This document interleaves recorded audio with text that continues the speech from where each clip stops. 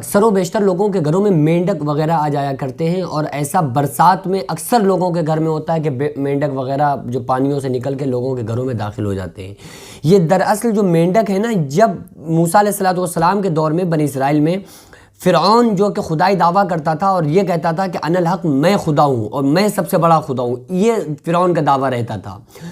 تو جب یہ فرعون نہیں مانا اور اس کے ظلم و ستم بڑھتے رہے، یہاں تک کہ جانوروں پر بھی اس نے ظلم و ستم کرنا شروع کر دیا، تو اللہ تعالیٰ نے فرعون کے لیے اللہ تعالیٰ نے موسیٰ علیہ السلام اور ان کے بھائی حضرت ہارون علیہ السلام کو بھیجا کہ جاؤ اذهب الی فرعون انہ طغی، اے موسیٰ جاؤ فرعون کے پاس کہ وہ سرکش ہو رہا ہے۔ تو لیکن جب اس نے نہیں مانا، اور جو بھی موسیٰ علیہ السلام پر ایمان لاتے تھے لوگ، تو فرعون ان کا ایک طرف کا ہاتھ اور ایک طرف کا پیر کٹوا دیا کرتا تھا۔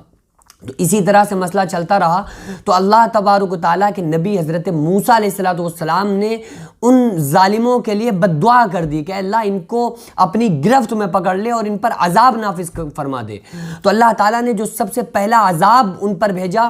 وہ بارش کے ذریعے سے بھیجا، اور چاروں طرف آندھی طوفان سا ماحول ہو گیا اور اندھیری چھا گئی، اور یہ عذاب میں سارے لوگ بہت دن ملوث رہے۔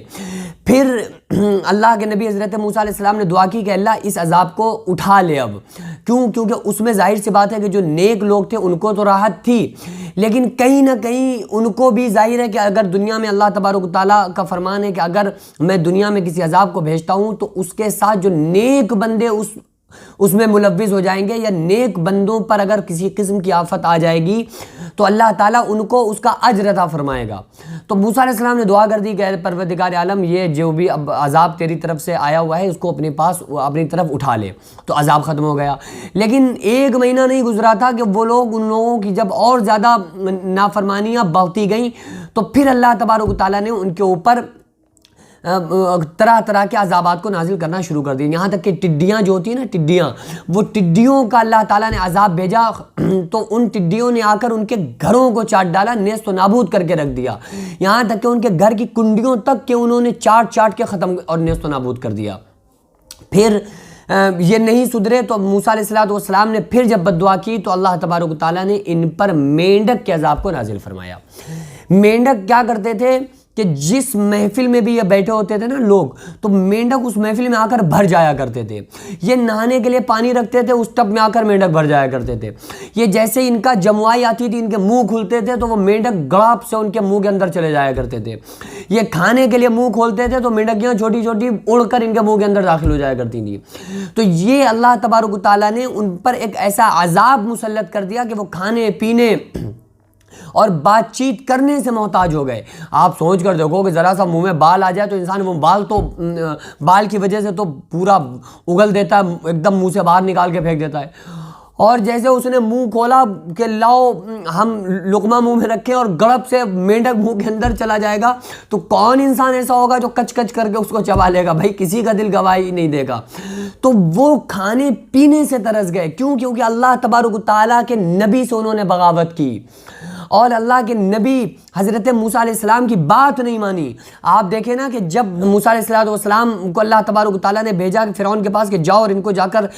معجزہ دکھاؤ ان تمام فرعونیوں کو، تو موسیٰ علیہ السلام پہنچے تو فرعون نے موسیٰ علیہ السلام کے مقابلے میں 12,000 جادوگروں کو موسیٰ علیہ السلام کے مقابلے بلایا کہ یہ 12,000 جادوگر موسیٰ علیہ السلام کے سامنے جادوگری دکھائیں۔ اچھا، وہ لوگ یہ سمجھتے تھے کہ موسیٰ علیہ السلام بہت بڑے جادوگر ہیں، وہ لوگ نبی نہیں سمجھتے تھے، وہ لوگ جادوگر سمجھتے تھے کہ یہ بہت بڑے جادوگر ہیں۔ لیکن جب جادوگر 12,000 موسیٰ علیہ السلام کے سامنے آئے، یا تھوڑا بہت اوپر نیچے، بہرحال 12,000 کے آس پاس جادوگر مقابلے میں آئے، تو انہوں نے اپنی اپنی رسیوں کو ڈالا۔ پورا قرآن میں اللہ تبارک و تعالیٰ نے تفصیل سے اس کا ذکر فرمایا ہے۔ ان ظالموں نے، فرعونیوں نے، جادوگروں نے اپنی اپنی رسیوں کو پھینکا، اور وہ عصا جو اللہ تعالیٰ نے پوچھا تھا ما تلک بیمینک یا موسیٰ، اے موسیٰ آپ کے ہاتھ میں کیا ہے،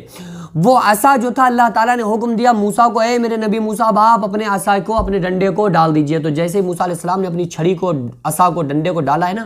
تو وہ خطرناک اژدہا بنا اور سارے ان کے سانپوں کو کھا گیا۔ تو وہ جو فرعونی جادوگر تھے وہ یہ سمجھ گئے کہ یہ کوئی کسی طرح کا جادوگر نہیں ہو سکتا. ہم سب سے بڑے جادوگر تو یہاں موجود ہیں, لہٰذا ہمارے جادو کو جس نے نیست و نابود کر کے رکھ دیا یہ کوئی جادوگر نہیں, لیکن یہ واقعی اللہ کا کوئی نبی ہی ہے. تو سارے لوگ موسیٰ علیہ السلام کے دین میں داخل ہو گئے اور انہوں نے لا الہ الا اللہ موسیٰ کلیم اللہ کلمہ پڑھ کر وہ لوگ موسیٰ علیہ السلام پر ایمان لے آئے. تو اللہ تعالیٰ سے موسیٰ علیہ السلام نے کہا کہ اے پروردگار عالم تو نے ان لوگوں کو ہدایت کیوں عطا فرمائی, یہ لوگ ہم سے مقابلہ کرنے آئے تھے جادوگر, اور ہماری نقل بنا کے آئے تھے. نقل کیسی بنا کے آئے تھے کہ موسیٰ علیہ السلام کی طرح اپنی حلیہ بنا کے آئے تھے, شکل و صورت ویسے ہی لنگی, ویسے ہی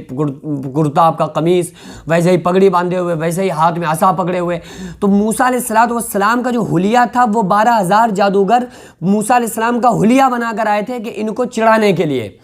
تو اللہ تعالیٰ نے فرمایا کہ اے میرے نبی موسیٰ تمہاری حلیہ بنا کر آئے تھے, مجھے اچھے لگے, میں نے ان کو جنتی بنا دیا. سبحان اللہ.